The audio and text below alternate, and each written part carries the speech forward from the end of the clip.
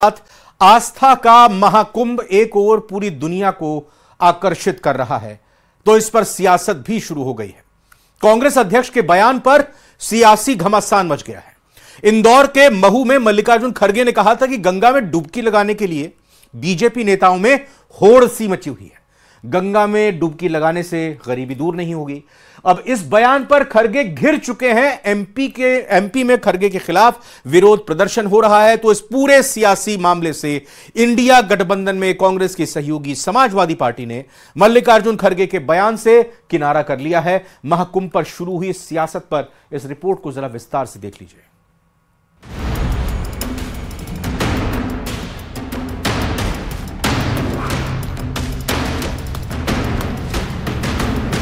सनातन आस्था पर खड़गे का सवाल।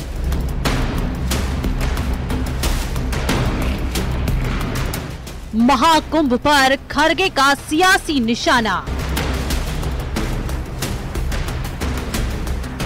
बयान देकर घिरे कांग्रेस अध्यक्ष।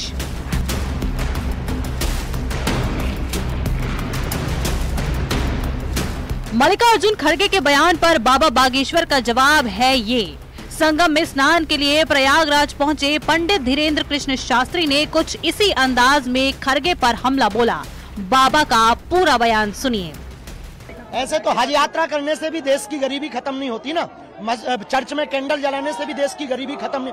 हर काम जो है गरीबी मिटाने के लिए थोड़ी होता है। आदमी जो है भोजन करता है तो क्या गरीबी मिटाने के लिए, पेट भरने के लिए। बाप को बाप कहता है तो क्या गरीबी मिटाने के लिए। अपने संबंध के प्रति अपनी श्रद्धा अर्पण करने के लिए पिता की पूजा की जाती है। हर चीज गरीबी मिटाने के लिए नहीं, कुछ आस्था भी होती है।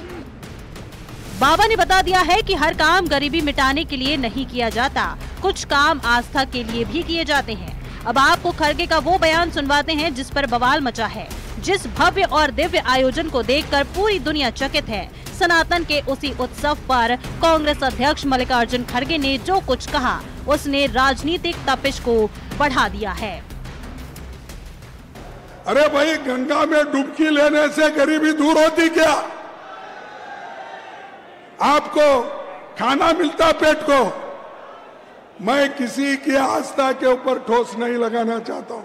अगर किसी को दुख हुआ तो मैं माफी चाहता हूं, लेकिन आप बताइए, अरे जब बच्चा भूखा मर रहा है, बच्चा स्कूल में नहीं जा रहा है, मजदूरों को मजदूरी नहीं मिल रही है, तो ये लोग जाकर हजारों रुपए खर्च करके कंपटीशन पे डुबकियां मार रहे। कंपटीशन में एक डुबकी मारता दूसरा, और जब तक वो टीवी में अच्छा नहीं आता तब तक डुबकी मारते रहते। मल्लिकार्जुन खड़गे यही नहीं रुके। उन्होंने महाकुंभ में स्नान को लेकर प्रधानमंत्री नरेंद्र मोदी और गृह मंत्री अमित शाह पर भी विवादास्पद बयान दिया। अंबेडकर कितने बार बोलते हो? इतना नाम भगवान का लेते तो आप 7 जन्म तक स्वर्ग में जाते। अरे भाई, तुम तो इतना पाप किए हो, मोदी जी और शाह मिलके इतना पाप किए हैं, वो 7 जन्म क्या 100 जन्म में भी स्वर्ग में नहीं जा सकते। खड़गे साहब, आपको श्रद्धा नहीं है तो आपको कोई जबरदस्ती नहीं है, मगर 48 करोड़ से ज्यादा लोग श्रद्धा से महाकुंभ में स्नान करने जाए हैं। इनका मजाक मत उड़ाइए, मजाक मत उड़ाइए। मल्लिकार्जुन खड़गे का बयान सनातन धर्म से जुड़े लोगों की आस्था पर सवाल खड़े कर रहा था, इसलिए बीजेपी ने मामले को लपकने में देर नहीं लगाई। मल्लिकार्जुन खड़गे के बयान ने सियासी तूफान इस कदर मचाया है कि इंडिया अलायंस में जो समाजवादी पार्टी कांग्रेस के साथ है, उसने भी खड़गे के बयान से किनारा कर लिया। आप किसी के धर्म पे, आस्था पे, परंपराओं पे टिप्पणी नहीं कर सकते, फिर वो किसी भी धर्म के मानने वाले हों। इसलिए जो बयान कांग्रेस अध्यक्ष का है, समाजवादी पार्टी समझती है कि उनको अपने बयान पे पुनर्विचार करना चाहिए। बता दें कि मल्लिकार्जुन खड़गे ने ये बयान महू में दिया था। ऐसे में एमपी में भी सियासत गर्म है। इंदौर में परशुराम सेना ने गांधी प्रतिमा के सामने सद्बुद्धि यज्ञ का आयोजन किया। खड़गे के बयान को भारतीय संस्कृति और आस्था का अपमान बताया है। परशुराम सेना द्वारा यहाँ पर राष्ट्रीय अध्यक्ष मल्लिकार्जुन खड़गे जी का विरोध के स्वरूप यहाँ पर सद्बुद्धि हवन किया जा रहा है। खड़गे जी ने कल महू के अंदर बाबा साहब अंबेडकर की जन्मस्थली पे ये कहा है। वहीं बैतूल में बीजेपी ने कांग्रेस के राष्ट्रीय अध्यक्ष मल्लिकार्जुन खड़गे के बयान पर विरोध जताया। बीजेपी ने खड़गे पर सनातन और परंपराओं के अपमान का आरोप लगाया है। तो खड़गे के बयान पर जो तूफान उठा है वो फिलहाल थमता नजर नहीं आ रहा। बीजेपी खड़गे पर सनातन के अपमान का आरोप लगा रही है, वहीं सहयोगी पार्टियां भी बयान से किनारा कर रही हैं। न्यूज़ 18 के लिए ब्यूरो रिपोर्ट। और दिल्ली में पानी की सप्लाई पर राजनीतिक जंग तेज हो गई है और तेज होती भी जा रही है। आम आदमी पार्टी के संयोजक अरविंद केजरीवाल के आरोपों के बाद हरियाणा के सीएम नायब सिंह सैनी ने अरविंद केजरीवाल के खिलाफ मानहानि का मुकदमा दर्ज करने की बात कही है। चलिए आपको दिखाते हैं कि कैसे पानी की सप्लाई पर दिल्ली में संग्राम छिड़ा हुआ है इस रिपोर्ट में।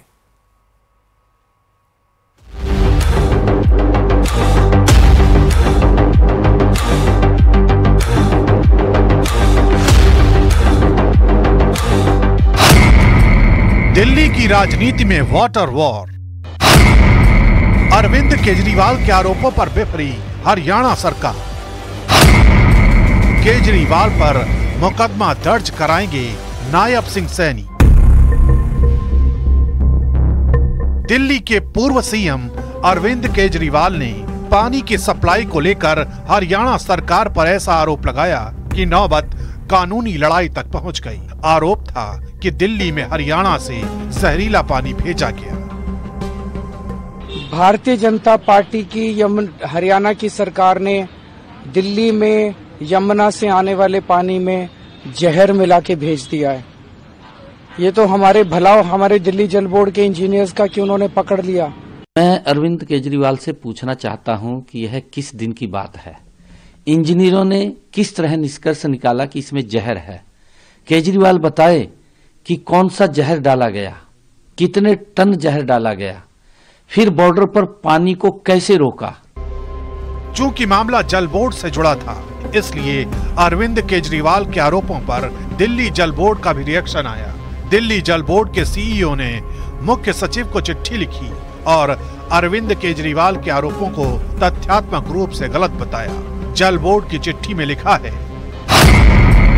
केजरीवाल के बयान का कोई आधार नहीं है। केजरीवाल का दावा तथ्यात्मक रूप से गलत है। मामला बड़ा था, इसलिए दिल्ली के सीएम आतिशी ने भी मोर्चा संभाला और दिल्ली जल बोर्ड के सीईओ को घेर लिया। भारतीय जनता पार्टी के जहरीले पानी भेजने का जो षड्यंत्र है उसका पर्दाफाश किया तो तुरंत भारतीय जनता पार्टी ने अपने एलजी साहब के माध्यम से दिल्ली सरकार के अफसरों पर दबाव बनाया और दिल्ली जल बोर्ड की सीईओ से ये सीएम आतिशी यही नहीं रुकी, उन्होंने बीजेपी को भी टारगेट किया, जिसका जवाब दिया बीजेपी के शहजाद पूनावाला ने। भारतीय जनता पार्टी इतना गिर गई है कि चुनाव हार रहे हैं, उस बौखलाहट में अब दिल्ली वालों को जहरीला पानी देना चाहते हैं। आरोपों की भी श्रृंखला में ये सबसे घटिया आरोप है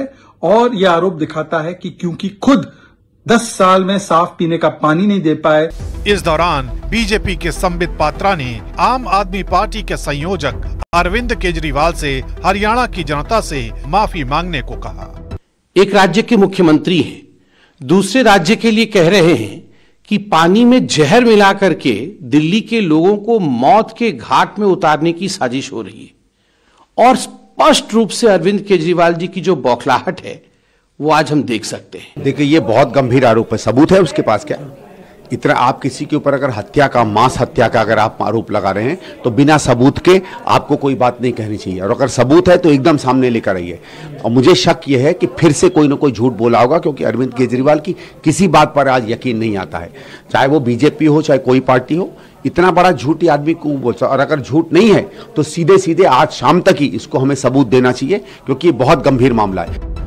दिल्ली के सियासी दांव पेचों के बीच जिस पानी के मुद्दे ने जोर पकड़ा है वो दिल्ली की राजनीति में नया नहीं है। यही वजह है कि इस मुद्दे को अब और तोल दिया जा रहा है। दिल्ली के चुनावी दंगल में आज एक बार फिर से उत्तर प्रदेश के मुख्यमंत्री योगी आदित्यनाथ उतरे। मंगोलपुरी विधानसभा क्षेत्र में सीएम योगी ने पहली जनसभा की और महाकुंभ के आयोजन के बहाने दिल्ली की जनता को डबल इंजन सरकार की खूबियां बताई। साथ ही सीएम योगी ने दिल्ली की आम आदमी पार्टी सरकार पर जमकर निशाना साधा और कहा कि यह पहली सरकार है जिस पर करप्शन का केस दर्ज है। श्री राम, जय जय श्री राम, योगी जी को जय श्री राम। दिल्ली के चुनावी दंगल में बीजेपी का मंगल करने के लिए सीएम योगी ने दूसरी बार हुंकार भरी है। सीएम योगी ने दिल्ली के मंगोलपुरी इलाके में पहली रैली की। अपनी पहली रैली में ही सीएम योगी ने आम आदमी पार्टी को जमकर आड़े हाथों लिया है। करप्शन के मुद्दे पर खूब खरी खोटी सुनाई और कुंभ के आयोजन को लेकर डबल इंजन सरकार के फायदे भी गिनाए। दिल्ली के अंदर यहाँ पर जो राज्य सरकार पिछले 10-11 वर्षों से चल रही है, यह अराजकता का एक पर्याय बनकर के रह गई है। बहनों और भाइयों, देश के अंदर आजाद भारत की पहली ये राज्य सरकार है और पहली पार्टी है जिस सरकार पर और जिस पार्टी पर भ्रष्टाचार का मुकदमा दर्ज हो रखा है। न केवल इनके नेता बल्कि आम आदमी पार्टी स्वयं भी आज के दिन पर भ्रष्टाचार की अपराधी बनकर के कटघरे में खड़ी हुई है। किस नैतिकता से जनता जनार्दन के पास जाकर के वोट मांग रहे हैं? आप मुझे बताइए कि इतना बड़ा आयोजन उत्तर प्रदेश के प्रयागराज जनपद में हो रहा है और सफलतम आयोजन इसलिए हो पा रहा है क्योंकि उत्तर प्रदेश में भी भाजपा की सरकार और केंद्र में भी मोदी जी के नेतृत्व में भारतीय जनता पार्टी की सरकार, ये डबल इंजन की सरकार जब मिलती है तो कोई भी कार्यक्रम पूरी भव्यता के साथ, पूरी दिव्यता के साथ आगे बढ़ता है और प्रयागराज में वही दर्शन हम सबको हो रहा है। सीएम योगी ने दिल्ली की सड़कों का जिक्र करते हुए कहा कि यहाँ समझ में नहीं आ रहा है कि सड़क में गड्ढा है या गड्ढे में सड़क है। दिल्ली के चुनावी दंगल में उतरे सीएम योगी ने ताबड़तोड़ 3 चुनावी रैलियों में हुंकार भरी और सभी रैली में दिल्ली को लूटने वालों को आड़े हाथ लिया। जहां पर भी मैं आज गया हो या पिछली बार भी गया हो, अपार जन समुदाय का ये संकल्प इस बात को प्रमाणित करता है कि दिल्ली वासियों ने तय कर लिया है कि अब दिल्ली के अंदर आम आदमी पार्टी के माफिया राज को नहीं बल्कि मोदी जी के नेतृत्व में डबल इंजन की भारतीय जनता पार्टी की विकास और विरासत की सरकार हमें आगे बढ़ानी है। दिल्ली के विधानसभा चुनाव में प्रचार के लिए अब 7 दिन ही बचे हैं। वोटिंग से पहले प्रचार के लिए बचे इन आखिरी दिनों में सीएम योगी समेत तमाम पार्टी नेता दिल्ली के दंगल में जोर लगा रहे हैं। बड़े नेता, बड़े सितारे प्रचार के रण में उतरे हुए हैं। बीजेपी की ओर से मंगलवार को दिल्ली में 40 से ज्यादा चुनावी सभाएं भी हुई हैं। न्यूज़ 18 के लिए ब्यूरो रिपोर्ट। जय श्री राम, जय जय श्री राम, योगी जी को जय श्री राम। उत्तराखंड में यूनिफॉर्म सिविल कोड यूसीसी लागू किए जाने पर बवाल मच गया। कई मुस्लिम संगठन और मौलाना यूसीसी का विरोध कर रहे हैं, कानून को मुसलमानों के खिलाफ बता रहे हैं।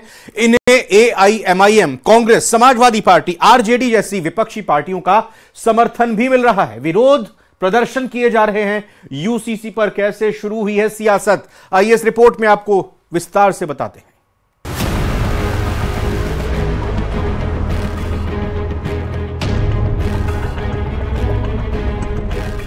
उत्तराखंड में यूसीसी यानी यूनिफॉर्म सिविल कोड लागू किए जाने पर बवाल मच गया है। यूसीसी को लेकर विरोध प्रदर्शन किए जा रहे हैं। जमीयत उलेमा ए हिंद के अध्यक्ष मौलाना अरशद मदनी ने कहा है कि ये कानून भेदभाव और पूर्वग्रह पर आधारित है।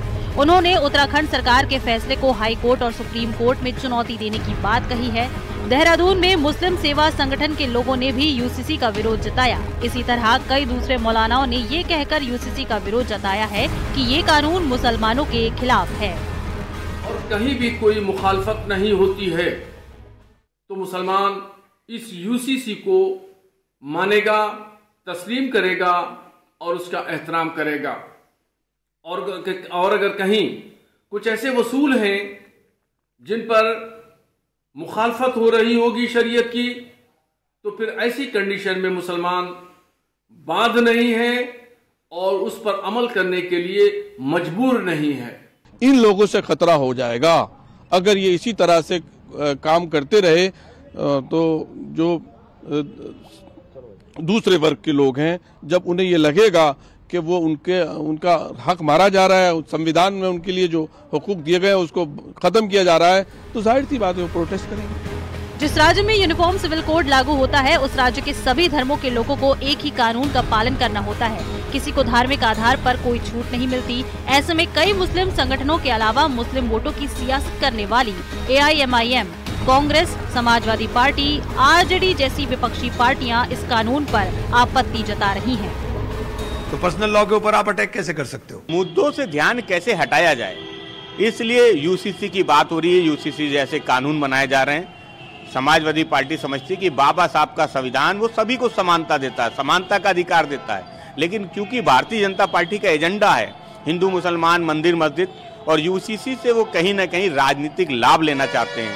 ये कानून समानता के लिए नहीं, केवल राजनीतिक लाभ के लिए भारतीय जनता पार्टी लेके आई। हिंदू मुसलमान को एक लाने का ये प्रयत्न है। ये कानून कोई मुस्लिम विरोधी नहीं है। तो मुझे लगता है कि सबके लिए समान कानून होना चाहिए। इसीलिए मतलब उत्तराखंड में ये कानून बनाया गया है और उसका हम स्वागत करते हैं। और मुस्लिम कम्युनिटी में इस पे ये कानून अपने विरोध में ऐसा नहीं मानना चाहिए। हम सब लोग मिलकर देश को मजबूत करेंगे। जो लोग हमारे देश के कानून से इत्तेफाक नहीं रखते हैं, जो लोग हमारे देश के कानून के प्रति गंभीर नहीं हैं और या देश के कानून को नहीं मानते हैं, उनके लिए इस्लामिक मुल्क बने हुए हैं। अगर उन्हें लगता है, क्योंकि हमें तो एक देश और एक कानून अच्छा लगता है, क्योंकि हमारे देश में एक संविधान है और सबके लिए, सबके हितों के लिए है, तो इसलिए उस संविधान के साथ हम सबको जाना चाहिए। यूसीसी लागू किया जा चुका है। उत्तराखंड में अब सभी धर्मों के लिए एक कानून है, लेकिन मौलानाओं को ये मंजूर नहीं है। कई राजनीतिक पार्टियां भी इनका समर्थन कर रही हैं। न्यूज़ 18 के लिए ब्यूरो रिपोर्ट। धरती के सबसे बड़े धार्मिक आयोजन महाकुंभ मेला 2025 पर दुनिया भर की निगाहें हैं। इसरो के बाद अब नासा के इंटरनेशनल स्पेस सेंटर में बैठे एस्ट्रोनॉट डॉन पैटिट ने अंतरिक्ष से महाकुंभ मेले क्षेत्र की ली गई तस्वीर शेयर की है। कैसी तस्वीर है, कैसा दिखाई दे रहा है महाकुंभ का भव्य नजारा, इस रिपोर्ट में आइए आपको दिखाते हैं।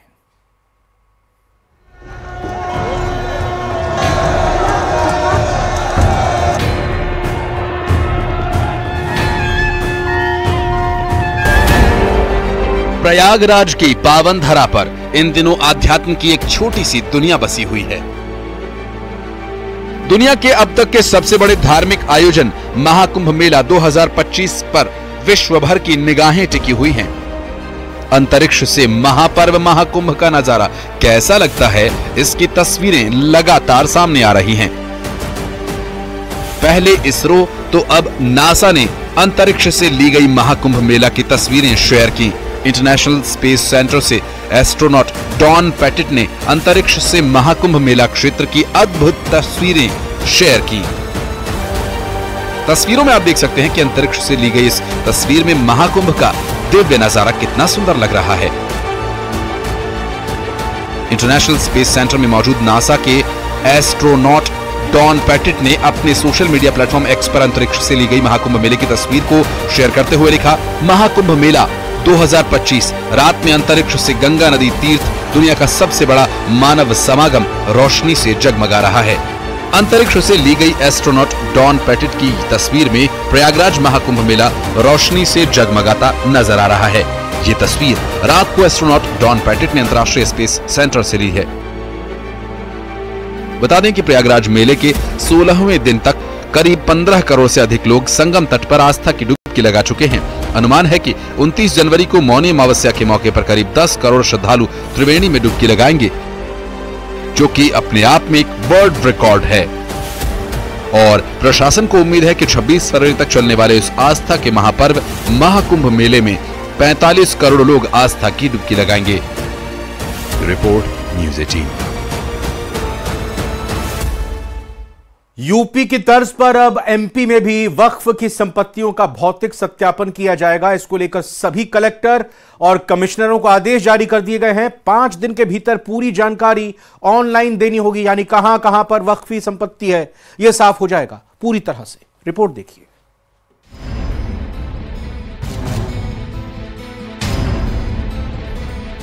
यूपी की तर्ज पर अब एमपी में भी वक्फ की संपत्तियों का भौतिक सत्यापन किया जाएगा। इसको लेकर सभी कलेक्टर और कमिश्नरों को आदेश जारी कर दिए गए हैं।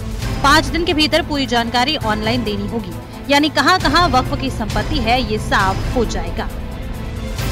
दिल्ली में 26 दिसंबर को आयोजित संयुक्त संसदीय समिति की बैठक के बाद ये निर्देश जारी किए गए और इस बैठक में मध्य प्रदेश वक्फ बोर्ड से जुड़ी संपत्तियों पर विशेष ध्यान दिया गया, जिसके बाद ये फैसला लिया गया है।